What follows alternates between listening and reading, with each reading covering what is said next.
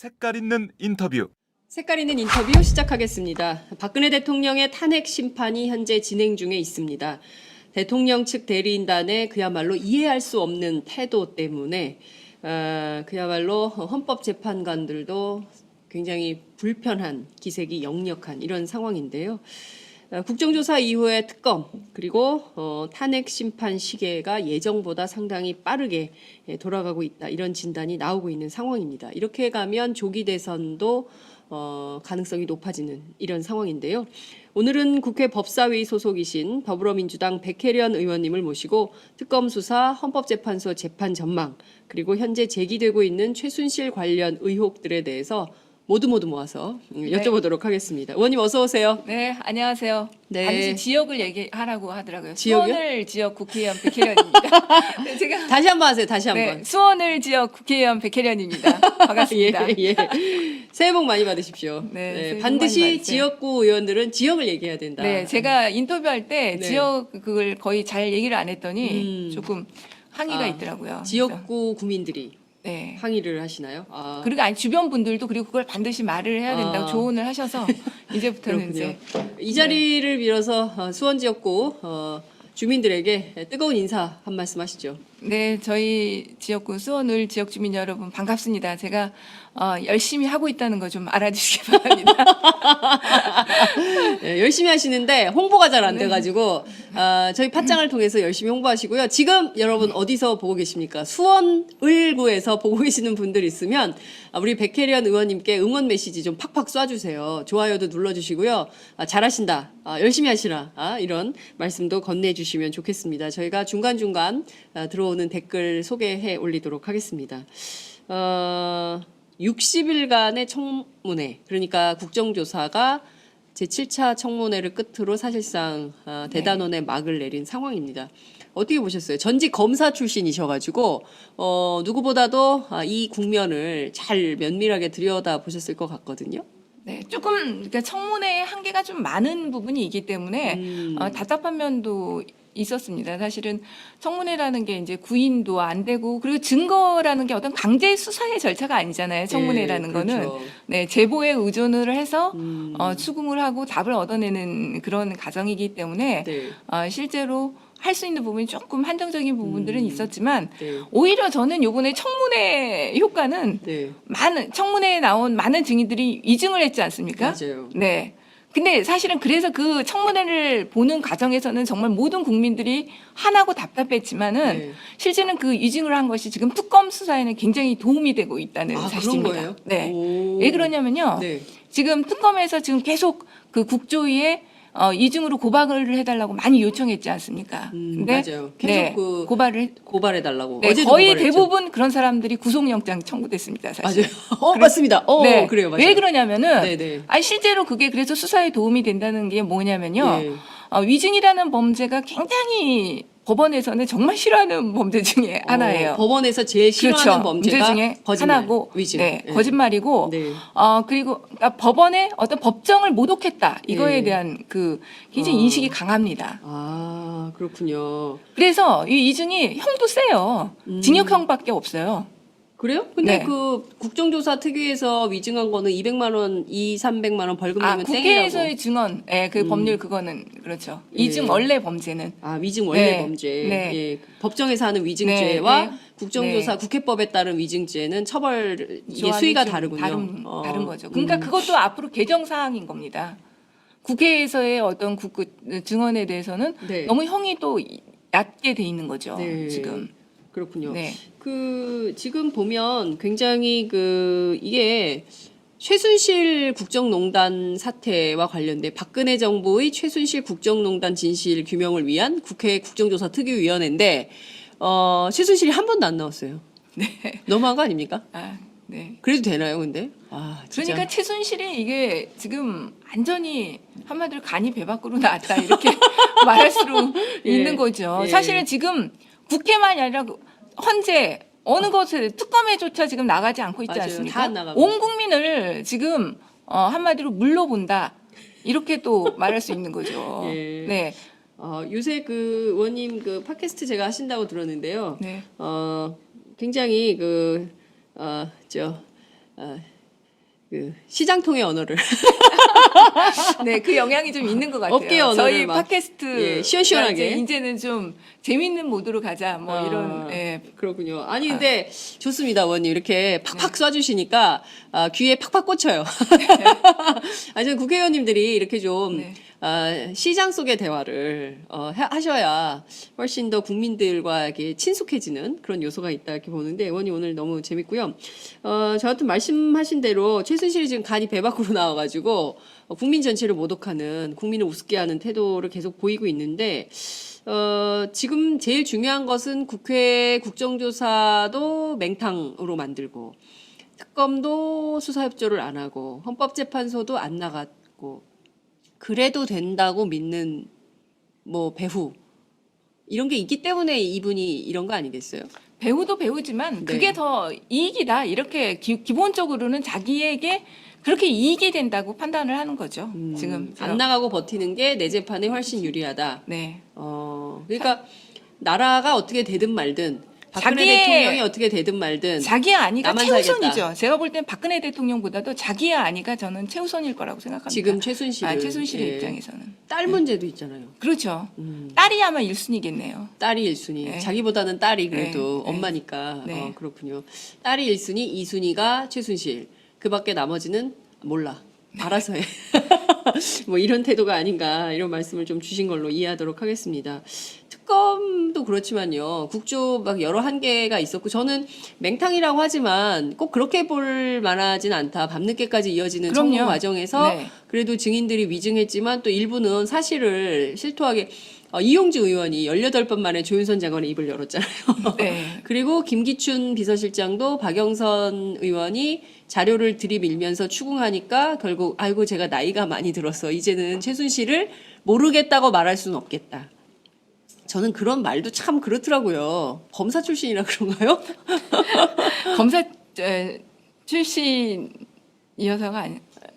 글쎄요. 그건 별로 언급하고 싶어 하지 않는 네, 그러네요. 그런 표정이세요. 같은 검사 출신으로서 별로 언급하고 싶진 않네요.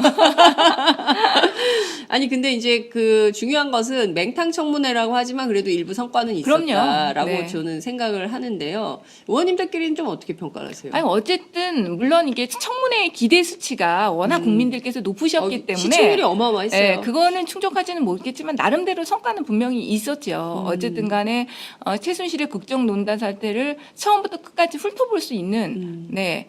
그런 과정이었다고 생각합니다. 네. 그리고 그 과정에서 지금 말씀하신 대로 밝혀진 사실들도 있고, 네. 그렇습니다.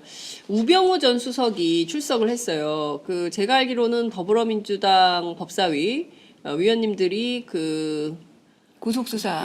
구속 수사를 네. 촉구하면서 피켓 시위도 했지만 그에 앞서서 서울중앙지검 앞에서 농성도 하셨잖아요. 네. 우병우 구속 수사하라고. 그런데 계속 얼굴 한번 못 보다가 드디어 그 국조특위 그 청문회장에 들어가는 우병우 수석을 만나셨어요. 저희가 그 현장에서 의원님 인터뷰도 했었는데요. 우병우 수석에 대해서는 그 상당히 공분이 있었던. 그러나 지금도 이번 처벌을 안 받고 특검 수사 소환 조사도 아직 안 되고 있는 이런 상황이에요. 우병우 수석과 관련된 소환이 늦어지는 이유는 뭘까요?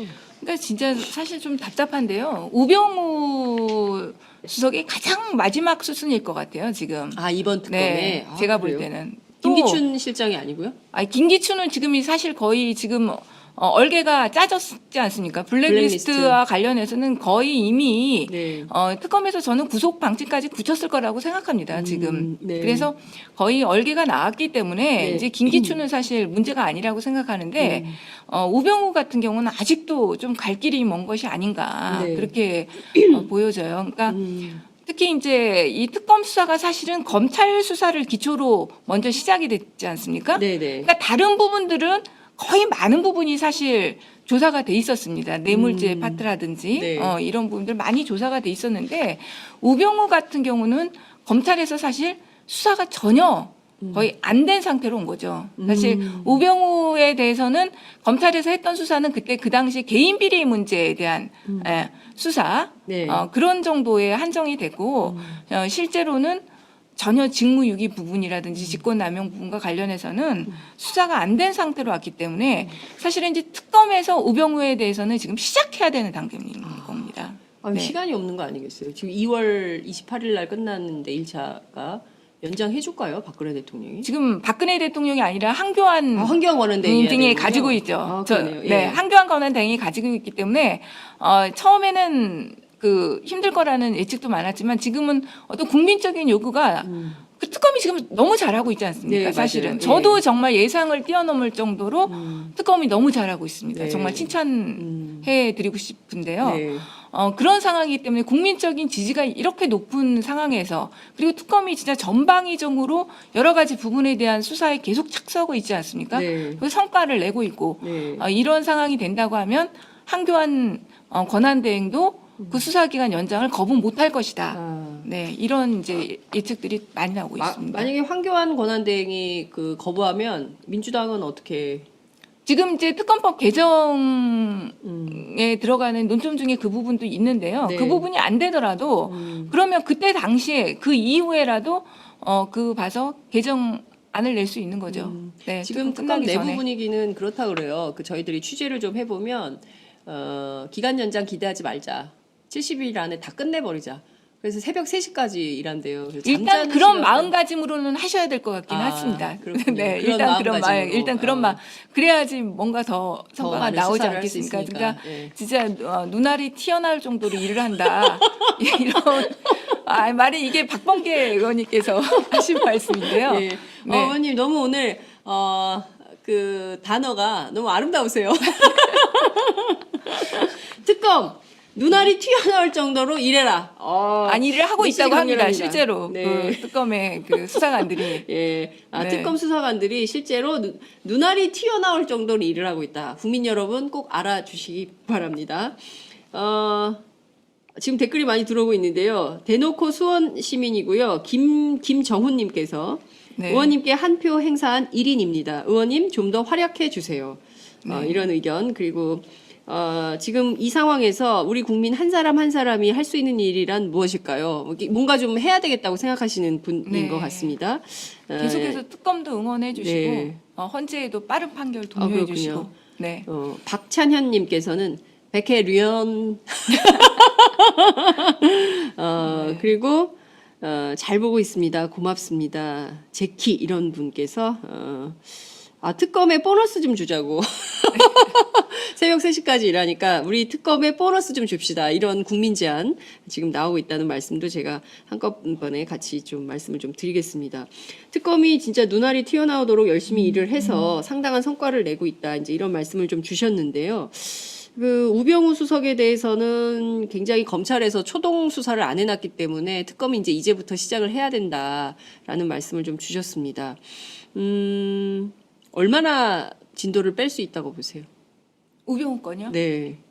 지금 그래도 계속 이제 해경 그 세월호 사건과 관련해서 지시. 네, 했던 부분들 네. 이런 부분들이 지금 나오고 있기 때문에 네. 그것에서부터 시작해야 되고 결국은 우병우에 대한 수사는요. 저는 검찰에 대한 수사와 연관된다고 봅니다. 네. 정윤의 문건 유출 사건에 대한 전면 재수사부터 또 들어가야 되는 부분이 있다고 보거든요. 네. 그러니까는 네. 정윤의 문건 수사 당시에 우병우 전 민정비서관이 네, 역할. 했던 역할. 네. 그리고 또 한 포인트는 이 부분은 조응천 의원도 좀 할 말이 있으신 것 같아요. 본인의 그 특검을 왜 안 그렇죠. 부르냐, 막 이런 네. 말씀을 하셨는데 이 역할 부분이 있고 또 하나는 2014년 4월 16일 세월호 참사 당시에 해경에 직접 전화해서 서버 압수수색하지 말라고 지시한 배경. 그렇죠. 관련해서도 수사가 필요하다 이런 말씀 좀 주셨습니다. 그것이 결국에는 직권남용 해당될 가능성이 높기 때문에 그런 것인데요. 그것도 좀 지켜봐야 될 것 같다는 말씀 좀 드리고요. 지금 굉장히 중요한 포인트 중에 하나가 삼성 문제입니다. 네. 그러니까 결국에는 국민연금을 동원해서 삼성의 이재용 부회장에게 승계 과정을 박근혜 대통령 주장에 따르면 우리 정권 안에 끝내야 된다. 네. 이런 말을 했다는 거에서 더 국민들이 지금 충격을 받고 있는 이런 상황인데요. 오늘 아침 갔어요. 22시간 조사를 받고 왜 집에 보냈어요? 구속 안 합니까? 일단은 이제 그 구속하려면 긴급 체포를 먼저 하고 해야 되는데 네. 지금 그게 오히려 더 구속영장 청구할 때 무리가 될 수도 있는 부분이 있습니다. 그래요? 그렇죠. 예, 긴급 체포 요건이 또 엄격하게 따져야 되니까 이제 음. 이재용이 뭐 도주 가능성은 없는 거 아닙니까 사실? 그렇죠. 실제로. 예, 예. 네. 그런 부분들도 참조가 되지 증거인멸은요? 않았을까? 증거인멸 부분은 특검에서 이미 이제 어떻게 보면 삼성에 대한 거는 이제 증거 이재용을 부르면서 거의 네. 모든 조사는 이제 끝났다고 봐야겠지. 판단의 문제만 남은 것이 아닌가 싶어요. 제가 볼 때는. 그렇군요. 예. 네. 그래서 만약 이재용에 대해서 구속영장을 청구한다고 한다면은 지금 그 장충기라든지 그 삼성의 미래전략실 예, 미전실 관계자들. 관계자들 먼저 네. 다 순차적으로 한 후에 마지막에 청구하지 않을까 싶습니다. 그러면은 장충기 사장 그리고 네. 박상진 사장은 네. 삼성전자고 네. 그리고 그 미래전략실 실장인 누굽니까? 갑자기 이름이 생각이 안 나는데. 저도 예, 이름까지는 갑자기 지금 이름이 생각이 안 나는데 여러분 네. 알려주세요. 제가 이렇게 깜빡깜빡합니다. 방금 알고 있었던 것도 요새는 돌아서면 이 최순실 언어 쓰면 안 되는데 너무 많은 어제 일도 기억이 안 나는데 오늘 일을 어떻게 기억합니까? 뭐 이렇게 최순실 너무 씨가 많은 했다는 사실 인물들이 등장인물이 있어가지고 예, 등장하죠. 예, 그러니까요. 네. 어쨌든 이 장충기 실장, 부실장 그리고 장충기와 그 다음에 최지성 부회장 두 사람에 대한 신병 처리가 끝난 다음에 그 다음에 마지막으로 이재용 부회장에 대한 신병 처리를 특검이 할 것이다. 네. 안 하진 않을 것이다. 그래서 이번 주 안에 신병 처리한다 이런 보도가 나오는 거군요. 이번 주일지는 모르겠는데 네. 그거는 조금 그러니까 주말에 어쨌든 네네. 끼는 부분이 있으면 법원과의 그런 것도 고려는 좀 해야 되니까요. 네네. 네, 조금 더 늦어질 수는 있다고 봅니다. 그렇군요. 네. 어찌됐든 그 태블릿 PC 있지 않습니까? 그러니까 그 태블릿 PC 가지고 계속 보수단체 집회에서 논란이 됐어요. 뭐 조작설 거기에다가 뭐 새로운 사실을 넣었다 막 그래서 손석희 사장 막 여기다 이렇게 해가지고 뭐 화형식 같은 것도 하려고 그러고 막 이러지 않았습니까? 그런데 제2의 태블릿 PC가 나온 거예요.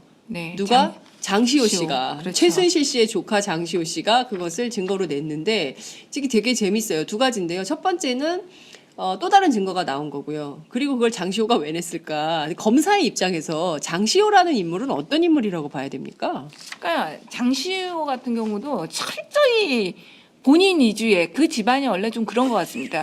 본인 위주의 사고를 하는 사람인 거죠. 그 청문회장에 나왔을 때도 좀 엉뚱하지 예, 맞아요. 않았습니까? 예, 예. 그리고 결국은 최순실이 권력서열 일이다. 네. 이런 식의 얘기를 했죠. 예, 예. 일의를 증언도 했었고요. 예, 그렇기 때문에 그리고 사실 청문회장이 나온 것 자체가 의외였습니다. 어느 한 사람도 사실 나오지 안 않았습니까? 나왔어요. 핵심 맞아요, 증인들이 맞아요. 아무도 나오지 않았는데 예. 장시호는 출석을 했거든요. 예. 거기서 또 증언을 했고 안민석보다고 썸도 타고. 그리고 사실 지금 재판 과정에서도요 장시호 같은 경우 범죄 사실을 인정하고 있습니다. 법리적으로 그것이 무슨 강요죄가 되는지에 대해서는 네. 판단해달라 하고 있지만 네. 다 범죄 사실을 깔끔하게 인정했거든요. 음. 지금 거의 유일합니다. 사실 정호성 같은 경우도 지금 정호성. 말을 바꿨죠. 말 인정했다 바꿨어요. 말 바꿨죠. 예. 또 안종범 같은 경우도 그 수첩의 증거 능력을 다투면서 안전히 이렇게 예. 전투태세로 예. 돌입하고 있는데 반해서 예. 장시호 같은 경우는 지금 공소사실 인정한 걸로 갔거든요. 그래서 지금 장시호 같은 경우는 어쨌든 특검의 수사에도 적극 협조를 하면서 그리고 재판 과정에서도 범죄를 인정을 하면서 선처를 받겠다. 이런 전략으로 완전히 나가고 있는 게 지금 보입니다. 이모고 뭐고 됐고 예, 자기는 나는 일단은 감옥에서 나가고 싶고 아들을 만나고 싶고 뭐 이런 자기 필요에 따라서 다 불고 있다. 예? 다 자백을 하고 있다. 그래서 장시호 씨가 요새 특검 도우미로 알려졌대요. 특검 도우미. 네, 특검 도우미 장시호 이런 얘기가 나오고 있는데요. 이러면 선처를 해줍니까? 실제 검사들이? 실제로 해줄 수가 있죠. 근데 그 검찰 단계를 꼭 바라는 거는 아니고요. 네, 검찰에서도 해줄 수 있지만 네. 또 법원에서도 어차피 예. 정상 참작이 예. 될 수는 있는 거죠. 그러니까 그 개전의 정이 있다. 네. 이렇게 보통 개전의 정이 있다. 네, 표현을 하는데 예, 예. 네. 어쨌든 지금 주요 이제 피의자들이 전혀 수사에 협조를 안 하고 있는 이런 상황에서 그래도 유일하게 지금 협조를 하고 있는 인물 아닙니까? 네네. 그렇다고 한다면 어쨌든 간에 특검의 입장에서도 그렇고 법원의 입장에서도 그렇고 그 양형을 정할 때 참작할 사유가 되지요. 그렇군요. 네. 그런데 장시호 씨 개인 범죄도 있잖아요. 이를테면은 동계 스포츠 영재센터 거기를 통해서 10억을 삼성으로부터 지원을 받아서 그 중에 5억을 그 착복을 하잖아요. 그래서 횡령 혐의가 있는데 이것도 일종의 플리바게닝 이런 게 될 수 있는 건가요? 아니요, 그 우리나라는 플리바게닝 제도는 안 자체가 되기 없잖아요. 때문에 네. 이미 장시호 씨는 기소됐습니다. 그 사실로 네. 범죄 사실은 기소됐기 때문에 네. 그거가 죄가 없어진다거나 그런 일은 있을 수가 없습니다. 단지 형을 정할 때 아하. 실형이 아니라 뭐 집행유예가 나온다든지 이런 것은 기대해 볼 수가 있는 그렇군요. 거죠. 형 네. 집행정지나 혹은 네. 뭐 기소유예는 기소유예는 됐으니까 없죠. 안 되는 됐으니까 거고 집행유예. 정도는 네. 가능할 것이다. 네. 그거를 노리고 그 장시호가 여러 가지 사실 관계를 다 자백하고 있을 가능성이 있다. 이런 말씀을 좀 주셨습니다. 그 태블릿 PC 관련해서요. 여기에 상당히 삼성과의 거래 내용이 나왔다는 건데요. 그동안 삼성의 주장은 우리가 대통령을 만난 것은 2015년 그 7월 25일이지만 제일모직하고 삼성 그 물산이 합병한 것은 그 이전이다. 그렇기 때문에 이것은 무슨 대가 관계가 인정되지 않는다. 그러므로 우리 책임이 아니다. 그리고 강요에 못 이겨서 대통령이 하도 달라 그러니까 우리가 줬을 뿐이지 그거 아니다. 이렇게 주장을 하고 있습니다. 근데 이 이메일에 담긴 내용이 뭔지 아직 나오고 있지는 않지만 그 뇌물죄에 관련해서는 이재용이 피해가기 어려운 이 태블릿 PC를 통해서 말이죠. 그렇죠. 그런 증거가 될까요? 어떻게 전망하세요? 그러니까 삼성과 관련해서는 지금 상당수의 많은 증거 자료가 제가 볼 때는 축적이 돼 있는 것 같습니다. 그러니까 네. 최순실 또 최순실의 그 관계자들, 네. 어떤 꼬레 스포츠라든지 관계자들과 삼성 측이 주고받은 이메일들이 숱하게 있는 것 같고요. 또 뭐 안종범 수석하고 또 미래전략실이라든지 뭐 네. 주고받은 거라든지 네, 또 네. 김종 차관이 또 결정적으로 얘기를 했죠. 김종덕 장관하고 같이 있는 자리에서 박근혜 대통령이 직접적으로 정유라 지원을 얘기했다. 이런 얘기까지 나오고 있기 때문에 네. 사실은 이게 삼성의 뇌물죄와 관련해서는 이제 증거는 어느 정도 제가 볼 때는 충분히 모인 것이 아닌가 싶습니다. 그렇군요. 네. 근데 저는 이해가 가지 않는 포인트가 왜 삼성이 정유라를 콕 찍어가지고 지원을 했냐. 물론 이제 이재용 삼성 부회장에 따르면 뭐 정유라만 한 게 아니라 대한민국 승마 발전을 위해서 승마 선수들을 다 육성하고 하려고 했던 거다라고 주장을 하고 있습니다만 김종 전 차관이 네. 진술을 들어보면 특검이 이제 확보한 내용인데요. 대통령이 정유라를 콕 찍어서 지원을 네. 지시했다. 콕 찍어서. 네. 왜 정유라는 최순실의 딸인데 왜 대통령은 정유라를 콕 찍어서 지원하라고 삼성에게 이야기를 했을까? 전직검사 백혜련 의원님은 어떻게 보십니까? 최순실 딸이니까 콕 찍었겠죠. 최순실 딸이니까. 네. 순실이가 동생이니까. 그 점은 어떻게 보세요? 저는 좀 이해가 안 가거든요. 왜 이렇게 정유라에 대해서 애착? 네. 뭐 근데 애정? 뭐 그건 여러 가지 또 음모설도 사실 시중에서 많이 돌고 있죠. 있지 않습니까? 예, 예, 그러니까 예. 그것까지는 저는 믿지는 않는 입장이고요, 사실은. 네. 그렇군요. 그것까지 믿지는 않으니까 최순실과의 관계 빚에서 정유라에 대해서도 이미 박근혜 대통령이 잘 알고 있었겠죠. 네. 네. 그렇군요.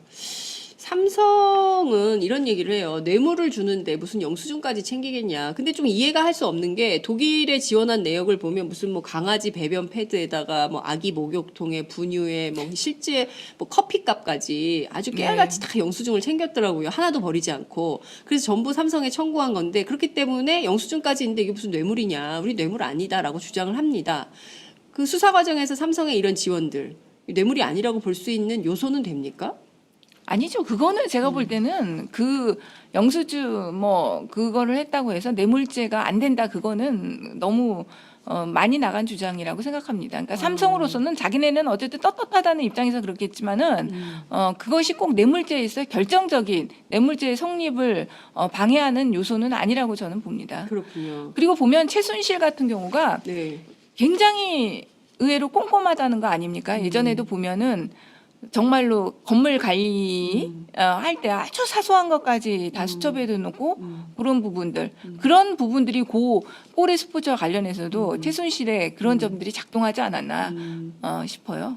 그 저는 이 태블릿 PC 말이에요. 그러니까 JTBC가 확보한 거 하나, 그 다음에 장시호가 제출한 거 하나 이렇게 있는데 좀 이렇게 분절화돼 있어요. 그러니까 말씀하신 대로 최순실이라는 사람 인물의 캐릭터가 어떤 일을 하면은 이렇게 단위별로 정리하는 뭐 이런 능력이 있는 거 아닌가. 물론 대개 사람들이 그렇습니다만 이거는 이번에 발견된 태블릿 PC는 삼성과의 어떤 거래 그렇게 하고 이걸 딱 끊고 더 이상 이 이메일을 쓰지 않는다. 이 이메일을 사용하지 않는다라고 하고 실제로 안 썼다는 거 아니겠어요? 그러면 실제로 이게 삼성용 그리고 정유라 관련된 거, 국정농단용, 뭐 이렇게 여러 개의 태블릿 PC가 있을 가능성, 이건 좀 어떻게 보세요? 저는 분명히 더 있을 거라고 봅니다. 더 실제 있다. 더 있을 거 발견을 하지 못해서 그렇지. 네. 실제로는 태블릿 PC가 아니더라도 그러니까 사용한 이메일 계정이라든지 다른 컴퓨터가 있을 가능성은 크다고 봅니다. 실제로. 그러니까 지금 문서 유출과 관련해서서도 2015년에 없었었잖아요. 근데 요번에 이걸로 나온 하나가 거죠. 나왔죠. 예. 네. 근데 그동안에 대통령으로 당선이 되고 지금까지 해가지고 네. 계속 그 문서를 받고 했는데 일정 시기에만 그러니까요. 없을 리는 사실 없을 가능성이 아니잖아요. 사실 맞아요, 다른 맞아요. 노트로 받았을 가능성이 크겠죠. 예. 네. 그러니까 지금 제2, 제3, 제4의 태블릿 PC. 그리고 재밌는 게 이 태블릿 PC가 삼성에서 공식 출시한 것은 2015년 8월 1일이라는 거 아니에요. 그런데 최순실의 이메일은 7월 24일부터 작성한 걸로 나온다. 그래서 그 전에 이 신제품은 삼성 고위 임원들만 처음 받아가지고 사용할 수 있도록 돼 있는데, 그럼 최순실이 삼성 고위 임원 대접을 받았던 거 아니냐. 그러니까 이 시제품을 받아가지고 7월 24일부터 삼성에 전무하고 소통했던 거 아니냐. 이런 의혹이 제기되고 있거든요. 네. 그러니까 상당히 삼성과 관계가 깊었을 가능성. 그렇죠. 이재용 선물로 모른다고 하지만. 먼저 그걸 선물. 선물했을 가능성이 있죠. 최순실한테. 네. 그러니까 최순실한테 먼저 써보라고, 우리 이거 새로 나온 신제품인데 신상이에요. 이거 좀 써보세요. 뭔가 그러면 받는 사람 입장에서는 굉장히 자기가 대접받는다는 느낌을 받을 수 있지 않습니까? 먼저 일반인들이 쓰기 그렇죠. 전에 예. 누구보다도 먼저 그 신제품을 쓴다는 것. 네. 어차피 삼성 측에서도 최순실의 그 존재가 박근혜 대통령에게 있어서 절대적이라는 걸 알았기 때문에 사실은 이런 지원을 하게 된 거 아닙니까? 그러니까요. 그래서 중요한 것은 특검이 그 연원을 찾아서 박근혜 대통령과 최순실 씨가 사실상의 경제 공동체, 공동지갑, 그래서 같은 집안이다. 이런 거를 밝혀내기 위해서 과거 최태민 씨 재산 문제로까지 추적을 하고 있는 걸로 알려져 있는데요. 이 수사도 상당히 성과를 낼 수 있을까요? 어떻게 보세요? 수사는 해보기 좀 그게 아주 그건 단정하기는 어려울 것 같아요. 워낙 그 예전 일부터 이게 시작하는 거 아닙니까, 사실? 네. 그리고 관련자들이 벌써 최태민이라는 가장 큰 고리가 사실은 사망한 상태 아닙니까? 맞아요. 예. 여기서부터 시작을 사실은 해야 되는 건데요. 아, 그러다 보니까 쉽지는 저는 않은 과정이라고 봐요. 그리고 어떤 면에서는 꼭 공동지갑론으로 갈 필요가 있나 이런 생각도 들기도 합니다. 왜냐하면은 네. 그 옷값 문제 있지 않습니까? 옷값, 예, 최순실의 옷값 문제 같은 경우 네, 네.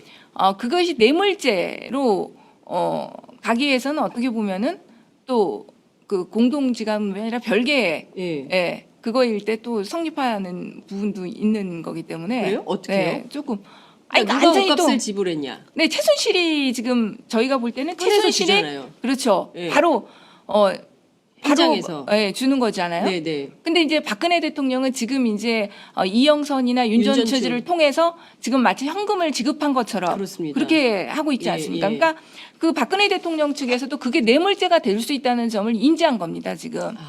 네, 그래서 지금 이 옷값을 지불했다는 걸 계속 강조하고 있는 거거든요. 금액이 얼마인지는 얘기 안 해요. 예. 봉투. 네. 이렇게만 얘기를 하고 그래서 있어요. 계속 강조하고 있는 건데 네. 그 부분을 뇌물죄로 가기 위해서는 제가 볼 때는 공동 지갑론보다는 네. 별개 주머니에서 이렇게 가면 확실하게 사실 성립을 하는 거죠. 그래요? 최순실이 박근혜 대통령에게 뇌물을 준 거니까.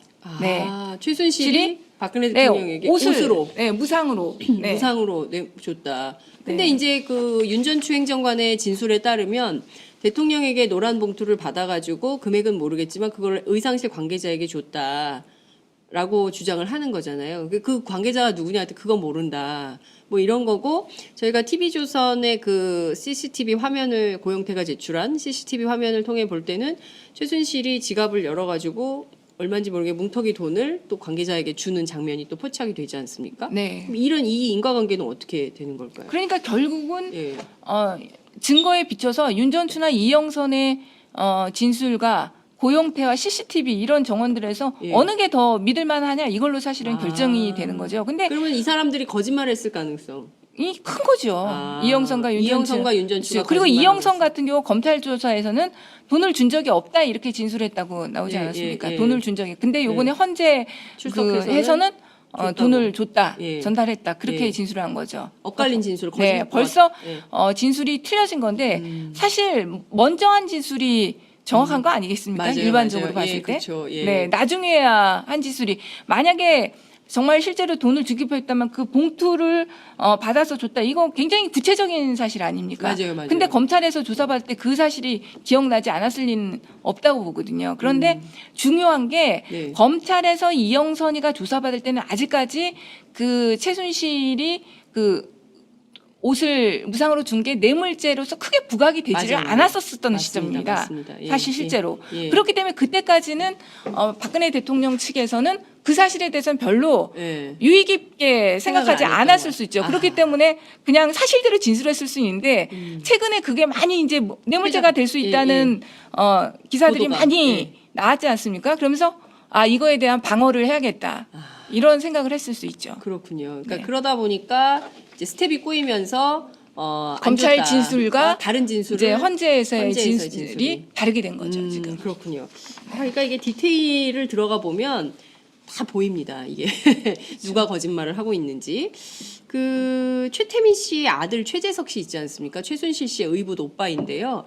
얼마 전에 한국일보하고 인터뷰를 했어요. 그 자리에서 당시 그 최태민 씨 사망 직전에, 그러니까 1993년도 YS가 대통령에 당선됐을 때 이제 좀 그 박근혜 씨를 대통령으로 만들기가 어려울 것 같다. 1조 원 만들기 프로젝트를 하다가 그때 포기를 했다고 포기를 했죠. 했다. 네. 그러면서 이 돈을 이제 돌려드려야 되겠다. 그러고 나서 의문의 죽음을 당했다. 그리고 그 2003년에 사망한 임선희 씨, 그 5번째 부인이죠.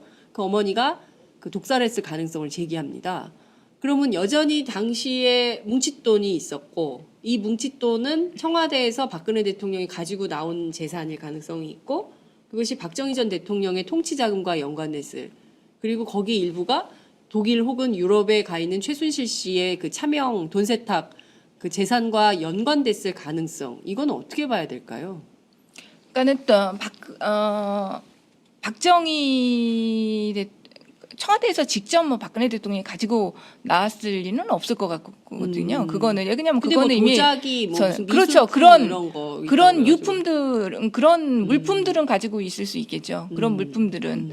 그래서 실제로 보도에서 저번에 유경수 여사의 목도리였나요? 뭐 그런 것이 실제로 뭐 암거래 시장에 나왔는데 그게 최순실 쪽에서 나온 것 같다. 이런 뭐 보도도 목도리요? 예, 목도리였던 것으로 저는 기억을 하는데 여우털 뭐 목도리인가. 여우털 목도리. 그러니까 네, 예. 유경수 여사가 착용했던 네. 그런 거 이제 누군가 수집가가 가져갔을 수가 있겠죠. 콜렉션. 그렇죠. 그거는 이제 그런 그러니까 그게 이제 시중에 나왔는데 그걸 누가 과연 팔았냐. 네. 네. 그 물품을 네. 소지할 수 있는 사람은 박근혜 대통령이나 그 형제 자매들밖에 없는데. 네. 그러니까요. 그 재산의 뿌리를 찾아서, 그러니까 왜냐하면요, 이게 부정축제 재산에 대한 환수가 필요하다라고 국회에서 입법 논의가 있기 때문에 그런 것인데요.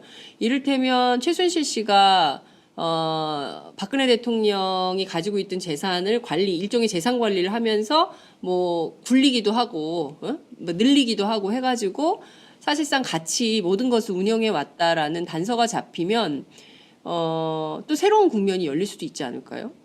그렇죠. 근데 쉽지는 저는 사실 않다고는 봅니다. 이게 왜냐하면 너무 시간이 많이 지났기 때문에 아하. 그리고 이런 생각도 들어요. 최순실이랑 그 일가가 네. 최태민은 박근혜 대통령과 함께 그렇게 박근혜 대통령을 위해서 어떻게 보면 재산을 모았을지는 모르는데 그 일가는 과연 그러면 그거를 공동 재산으로 인정하고 썼느냐. 그 부분에서 자기네들의 그냥 주머니에 인마이 포켓 했을 또 네. 가능성도 있는 네, 부분이기 네, 네. 때문에요. 네. 네, 그렇군요.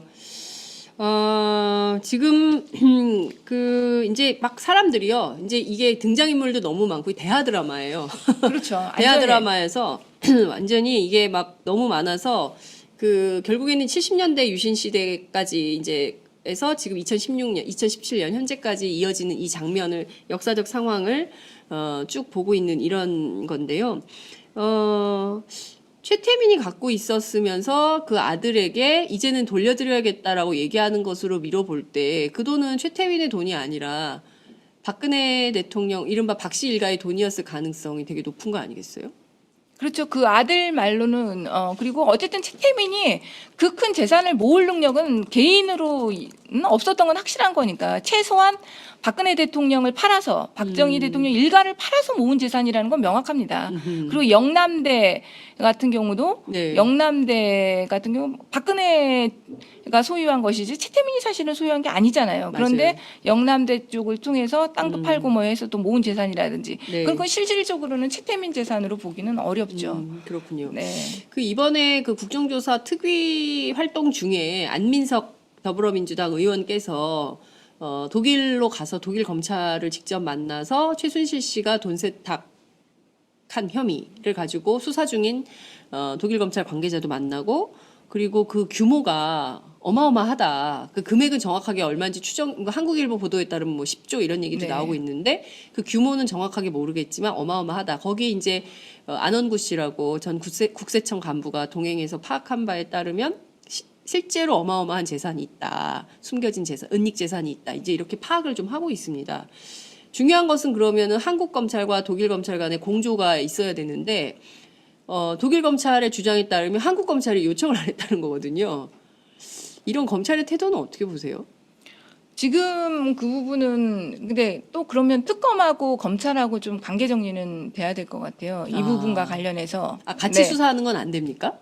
특검하고 검찰이요? 네네. 그러니까 특검은 특검대로 수사하고 네. 또 특검이 수사하지 못하는 영역은 검찰이 좀 나눠서 일을 좀 나눠서 함께 일하는 방법 이런 건 안 돼요? 아니 지금 뭐 특검이 존재할 때는 가능할 수 있죠. 근데 네. 지금 검찰 입장에서도 자기네는 지금 어떻게 보면 특검에 이제 수사권을 다 넘겨준. 최순실과 관련한 수사권을 넘겨준 상태인데 우리는 왜 해? 우리가 지금 해야 돼? 우리가한테 권한이 있는 거야? 이런 생각도 조금은 있을 것 같아요. 조직적으로. 네. 예. 그리고 일단은 이 부정재산 이거가 같아서는 국회에서 지금 입법 논의가 지금 활발하게 이루어지고 있습니다. 그래서 우리 당 차원에서도 네. 지금 이 부정재산을 한수하기 위한 이런 법 TF도 지금 어허. 그 개혁 입법 과제에 네. 정확하게 들어가 있고요. 네. 그래서 이걸 법을 곧 발의를 하면 그 법 발의된 걸 중심으로 해서 왜냐하면은 지금 만약에 지금의 법으로는 그게 부정 재산이어도 한수할 수 있는 어떤 조항이 없는 거거든요. 어허. 지금 이미 일종의 시효라든지 특별법 같은 걸 만들어야 그렇죠. 됩니까? 특별법을 지금은 만들어야 됩니다. 네. 그럼 법이 만들어진다면 검찰에서도 그 공조할 수밖에 없는 상황이 되지 않을까. 네, 그렇군요. 그러니까 상당히 많은 금액이 독일 혹은 유럽 전 지역에 그런데 이제 그 검찰 입장을 제가 이제 법무부 쪽에 더 확인은 해봐야 되는데요. 네네. 법무부나 이런 쪽에서는 독일에서 그런 말이 없다 또 이런 말들도 나오고 있거든요. 그 안민석 의원님 쪽은 예, 예. 그렇게 얘기를 했는데 예. 독일에서 예. 그거에 대한 뭐 명확하게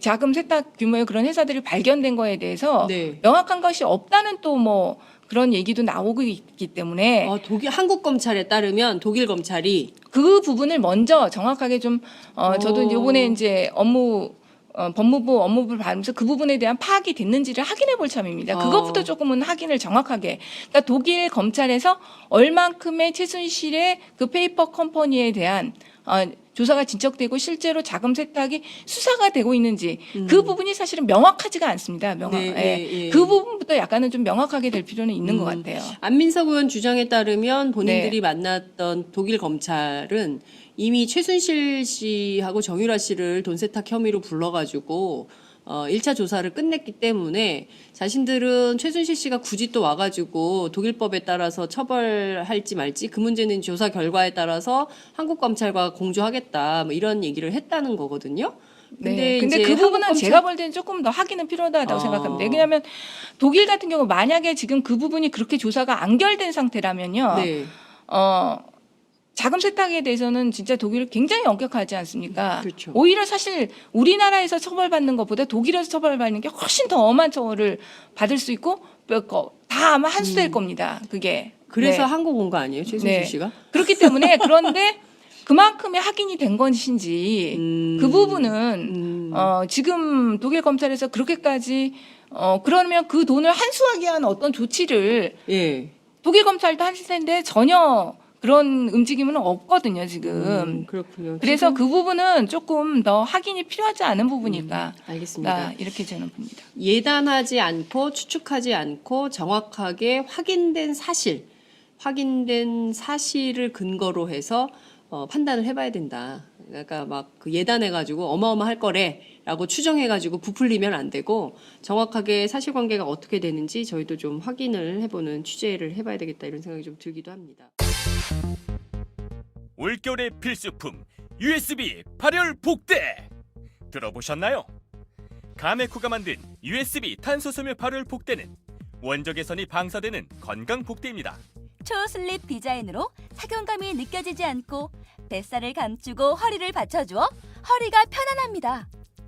옷lep시도 살고 추위 걱정도 없으니 연말 모임에도 꼭 입고 가세요. 혹시 집에서만 사용 가능하냐고요? 아닙니다. USB 보조 배터리를 사용하니 언제 어디서든 간편히 사용할 수 있습니다. 공부하는 학생, 허리가 불편하신 분, 직장인, 주부, 노약자, 환자, 야외 활동이나 추운 환경에서 일하시는 분, 특히 배가 차가워서 고생하시는 분들에게 좋습니다. 종일 배가 뜨끈뜨끈합니다. 탄소섬유 발열체부터 기능성 원단 USB 케이블 봉제까지 국내 100% 제작 생산했습니다. 포털 사이트에서 가메코를 검색해주세요. 주소는 gamec.co.kr입니다. 아참! 전자파 걱정, 감전 걱정은 전혀 하지 마시고 안심하고 선물하세요.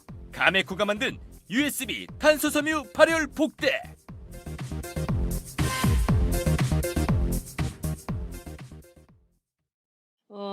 정유라 씨가 네. 사실은 그 삼성으로부터 특혜를 받은 당사자이고 이화여대 부정 입학의 또 당사자.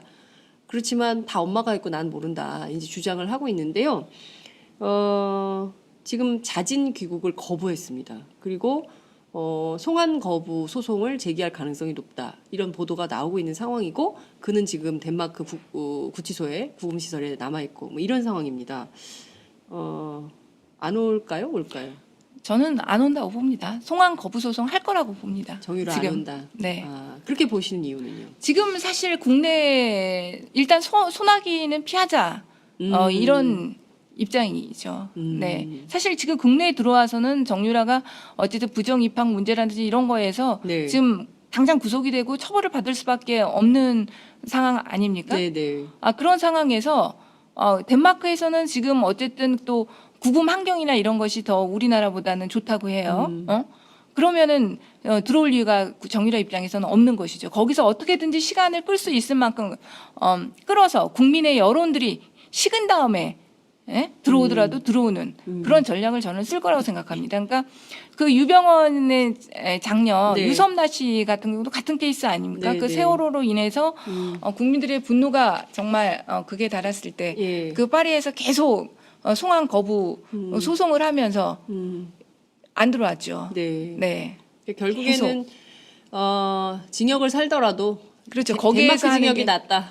네, 그런 부분이고 사실은 정유라 입장에서는 그 아들이 있지 않습니까? 네, 예, 예. 그거를 사실은 굉장히 많이 활용할 수 있는 방법이 서구에서는 있을 것 같아요. 제가 볼 때는 어쨌든 애를 키워야 된다. 그렇죠. 미혼모의 입장이 돼 있기 때문에 네. 그거에 대한 배려 네. 이런 것들이 있을 수 근데 있잖아요. 유모도 있고요. 네. 지금 보면. 근데 지금 그 덴마크 현지 취재를 한 기자들에 따르면 그 정유라 씨 일행이 묵었던 숙소에서 다른 곳으로 또 도피를 했다. 그래서 지금 그 정유라 씨 아들, 그다음에 유모, 그리고 남자 수행원 2명. 그러니까 한국에서 다 같이 간 사람들인데 이 4명의 지금 자취가 종적이 묘연하다. 이런 보도가 나오고 있거든요. 이제 정유라 씨 이제 올해 21살 된 건데 20살짜리가 이제 애를 낳아가지고 그 60대 유모가 이 아들을 키우고 있는 거잖아요, 사실상. 그런데 이게 면피가 되겠습니까? 내가 키웠다 이렇게 할 수 있을까요? 어쨌든 엄마라는 이치가 있기 때문에 그것들을 법정에서는 충분히 활용을 할 수는 있죠. 네, 그렇군요. 자신이. 예. 네. 그래서 아마 그걸 10분 제가 볼 때는 활용할 거라고 생각합니다. 그러니까 정유라는 안 온다. 당분간 올 가능성은 없다. 네, 제가 볼 이렇게 봐야 때는 된다. 송환 거부 소송은 분명히 할 네. 것이다. 근데 지금 그 30일간 구금 결정을 내렸잖아요. 불법 체류로. 그리고 그 밖에 다른 얘기는 없어요. 덴마크에서는.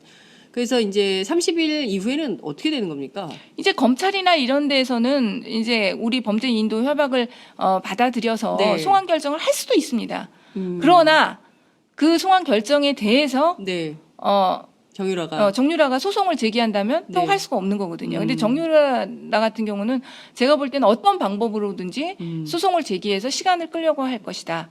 그러면 네. 이제 소송 중에 있을 때는 구금 시설에 있습니까? 자유의 몸이 됩니까? 그거는 그 나라 법제에 따르는데 1차적으로는 구금시설에 있을 것이라고 봐야 돼요. 그러나 그 부분에 대해서도 뭐 네. 자녀를 보게 해서 자녀를 뭐 양육할 자기가 꼭 해야 돼가지고 네. 있어야 된다 뭐 이런 식으로 하면서 일정 구금시설이 아닌 제한된 범위의 뭐 네. 주거시설에 그냥 살도록. 있는 그런 조치를 취해달라 뭐 이런 소송도 가능하지 않을까. 네. 그렇군요. 덴마크 법률에 따라서 정유라 씨의 신병이 어떻게 될지 저희가 그것도 주목해서 보도록 하겠습니다.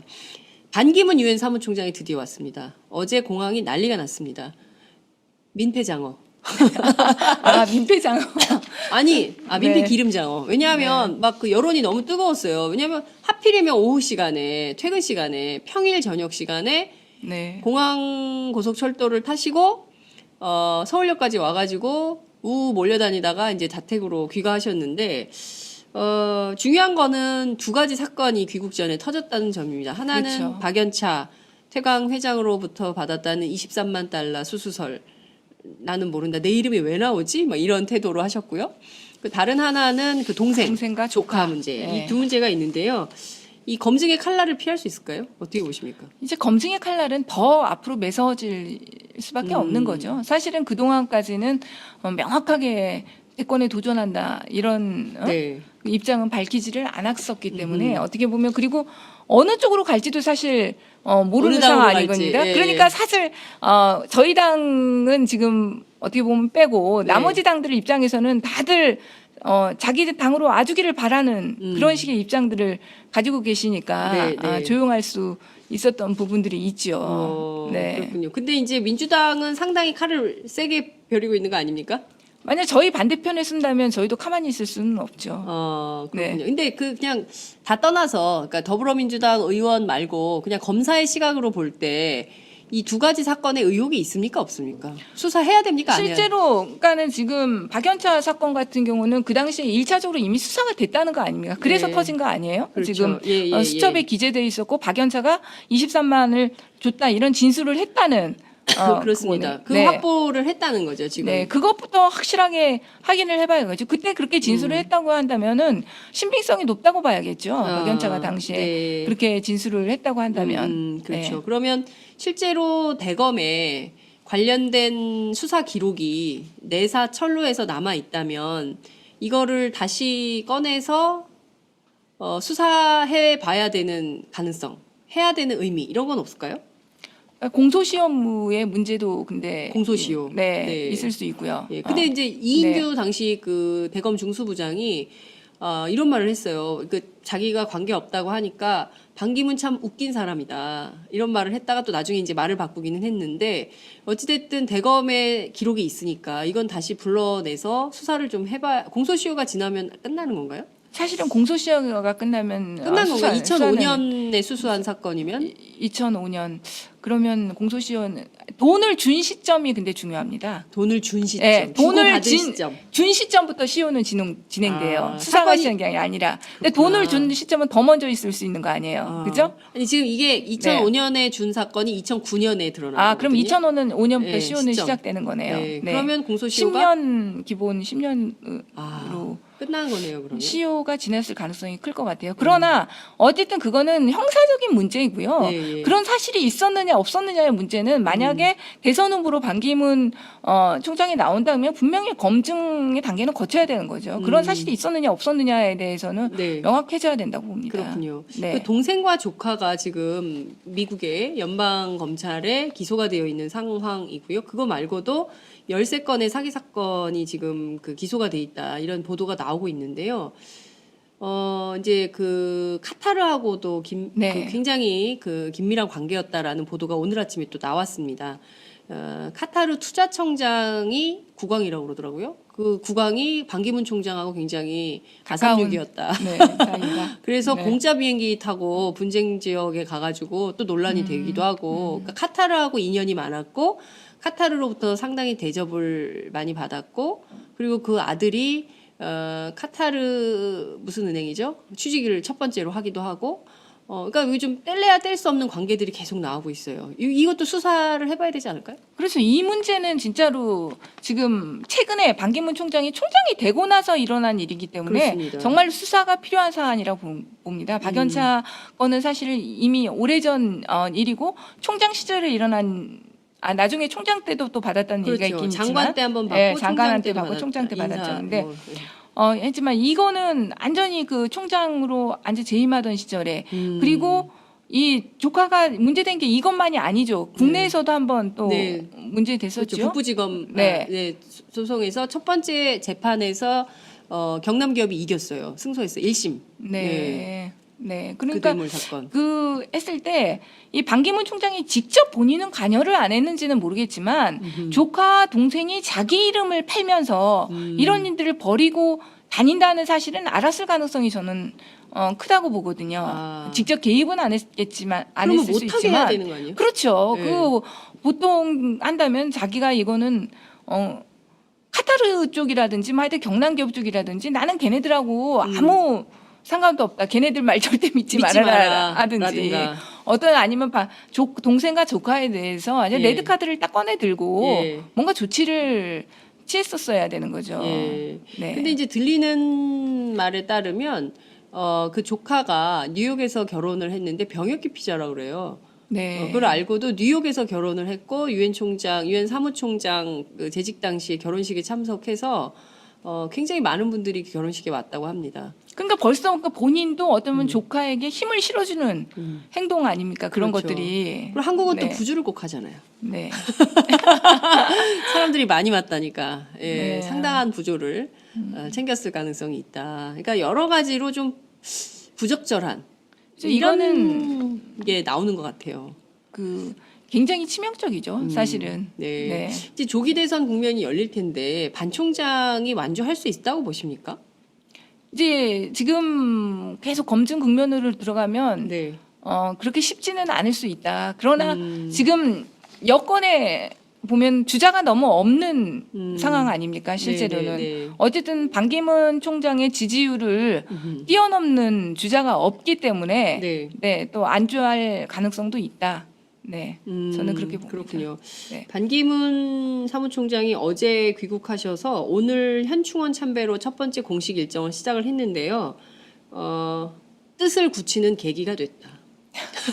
의미심장하네요. 한 메시지입니다. 뭐 이제 어제까지만 하더라도 내가 아직 대선 출마 결심한 거 아닌데 그 유엔 사무총장 직무와 관련해 가지고 지금 출마하면 그 비밀 정보를 많이 취득했기 때문에 퇴임 직후 바로 그 공직에 나서는 거에 대해서 금지하는 조항 그 뭐 위법인지 유엔에 물어봐라. 유엔의 입장을 기다리겠다. 뭐 이런 얘기를 했는데 오늘은 뜻을 굳히는 계기가 됐다.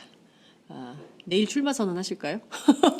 조만간에 근데 아주 출마 선언을 빠르게 하지는 않을 수도 있다고 봅니다. 왜냐하면 간을 좀 보면서. 네, 그 정당이 예전에 새누리당이 그 진짜 박근혜 대통령의 이런 사건이 나지 않았고 네. 새누리당이 경고했다면 저는 바로 했을 거라고 봅니다. 어떻게 새누리당이 보면. 견고했다면 바로 고했다. 했을 네. 것이라고 네. 보는데 지금은 어떻게 보면 정당을 결정하기가 어려운 상황 네. 아닙니까? 어느 당? 네. 네. 종로로 갈까요? 왕십리로 갈까요? 네, 어디로 뭐. 갈까요? 그러니까 뭐 제3지대론부터 해가지고 예. 여러 가지가 나오기 때문에 그 반기문 총장 입장에서도 좀 더 상황을 정치권의 상황을 봐야 하는 입장인 거죠. 지금 네. 그 민주당을 제외한 나머지 정당에서 전부 러브콜을 하고 있어요. 사실은 국민의당도 네. 우리 당으로 오세요. 같이 경선합시다. 그리고 바른정당도 우리 당으로 오세요. 같이 경선합시다. 새누리당도 뭐 이제 오시라. 이렇게 다 두 팔 벌려 환영하는 분위기예요. 정의당하고 민주당 빼고 네. 세 개 정당은. 네. 그런데 반 총장이 독자 노선도 주장을 하고 있습니다. 어디로 간다고 보세요? 그리고 또 이상일 전 의원의 경우에는 모두가 연대하겠다. 모든 그 뜻이 맞는 정치 세력이 하나로 모이는 계기가 될 거다. 이런 주장도 합니다. 의원님은 좀 어떤 선택을 할 거라고 보세요? 반기문 총장이 당장은 어떤 정당을 선택하지는 않을 거라고 봅니다. 왜냐하면 지금은 어떤 정당도 사실은 높은 지지율을 기록하고 있는 정당이 없고요. 네. 네. 그 반기문 총장으로서는 어느 정당으로 하든지 자기가 거기에서 지금 최우선 주자가 될 수 있다는 생각을 할 거라고 보거든요. 그렇기 때문에 그 좀 거리를 두면서 정말로 다른 내 앞으로 다 모여 뭐 이렇게 할 수도 있는 거죠. 나를 중심으로 다 모여. 네.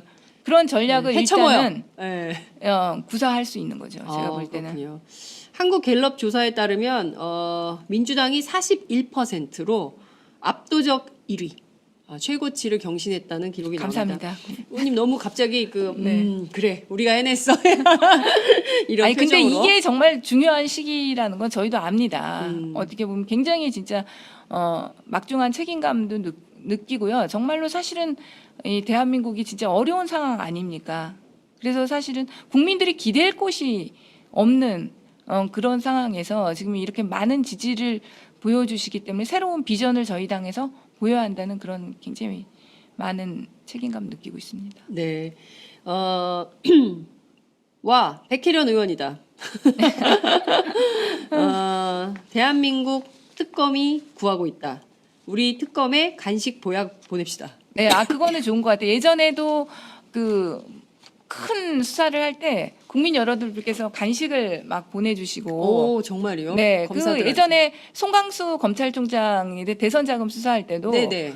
그때 국민들이 이렇게 간식 같은 거 막 보내주시고 그런 그런 사례들 게 많이 수사할 때 왔거든요. 힘이 좀 됩니까? 그렇죠. 아무래도 이렇게 국민들 지지를 받고 있다, 국민들이 우리를 뒤에서 받쳐주구나 이런 생각들을 하면 많은 힘 받으실 것 같아요. 그렇군요. 네, 지금 국민들이 특검에 간식 보내기 운동을 백혜련 의원께서 제안을 해주셨는데요. 실제 새벽 3시까지 일한대요. 저희가 이제 특검 네. 관계자들 만나서 취재를 해보면 내일은 없다는 각오로 이렇게 열심히 뛰고 있다. 정말 졸려 죽겠다.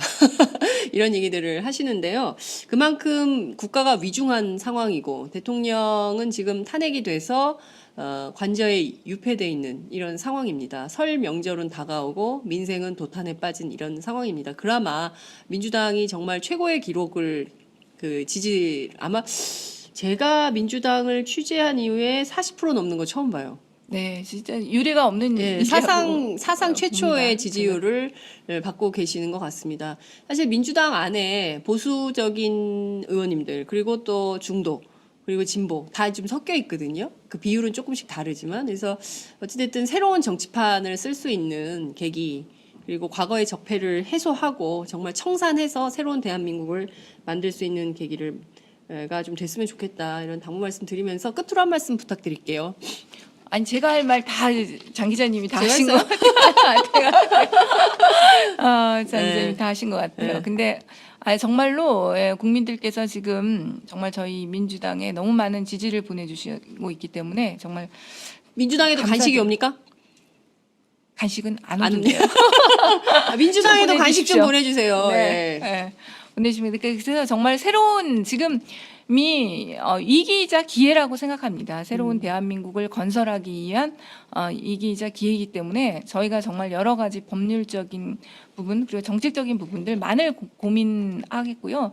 정말 새롭게 대한민국이 설 수 있는 도약할 수 있는 그런 계기가 될 수 있도록 더 열심히 노력하겠습니다. 그리고 새해 복 많이 받으십시오. 네, 저희가 백혜련 의원님을 특검 또는 네. 국조 보내고 싶었어요. 아, 왜냐하면 정보를 좀 받아가지고 기사를 쓰려고. 네. 특검에 사실 지금 예. 저하고 같이 일했던 검사들이 많이 파견 나가 있습니다. 아 그래요? 친구들이 네. 많으세요? 뭐 친구, 동료, 후배? 선후배, 뭐 그렇군요. 네. 저희하고 좀 같이 만날 기회를. 근데 저도 그래서 저도 정보를 얻을까 했더니 절대 말할 수 없다. 네. 그리고 사실 지금 적절하게 특검에서 국민의 알 권리에는 맞춰서 브리핑을 잘 해주는 것 같아요. 굉장히 충실한 브리핑을 네. 하고 계시고요. 저희가 그래서 매일 수사 브리핑을 저희가 생방송으로 보내드리고 있습니다. 네. 근데 시청률이 굉장히 뜨거워요. 그래서 이런 국민적 열의를 민주당이 잘 좀 흡수하셔가지고 좋은 정치를 진짜 했으면 좋겠다는 생각이 좀 듭니다. 내일 광화문에서 12차 촛불 집회가 열립니다. 민주당 깃발이 사라졌다. 안 나온다. 날씨가 추우니까 안 나온다. 네. 이런 비판을 좀 듣고 계십니다. 내일 나오십니까? 저는 주로 수원에 있습니다. 수원 을구에서 수원 을구에서 지역 주민들과 함께 촛불을 드십니까? 행사도 다니고. 예. 네. 근데 그러니까 저는 조금 촛불 관련해서 네. 맨날 하는 것도 중요하고요. 근데 한 번 또 크게 한 번 힘을 모으는 그것도 또 중요하고 여러 가지 전략이 또 시민들이 계속 어떤 세대결의 문제로 요즘 가다 보니까 또 보수 단체가 내가 더 많이 나왔다고 경찰청에서 발표를 해서 큰 문제가 되기도 했는데요. 네. 어쨌든 우리가 꼭 이제 숫자의 문제로 갈 건 아니라고 생각합니다. 네. 지금은 이제는 사회 곳곳에서 자기가 맡은 곳에서 더 큰 여력을 발휘할 수 있는 활동을 하는 것 그것도 굉장히 중요하다고 봅니다. 말씀하신 대로 지금 언론이요 마치 이제 양분해서 촛불 집회 반 보수 집회 반을 양비론적으로 또 보도를 하고 있어요. 근데 저희가 현장에서 직접 보면 그 수는 굉장히 차이가 많이 있습니다. 수나 분위기나 그렇습니다. 그렇죠. 예. 열이 지금 그런데 기본적으로 저는 이제는 숫자의 문제로 가서는 안 된다고 봅니다.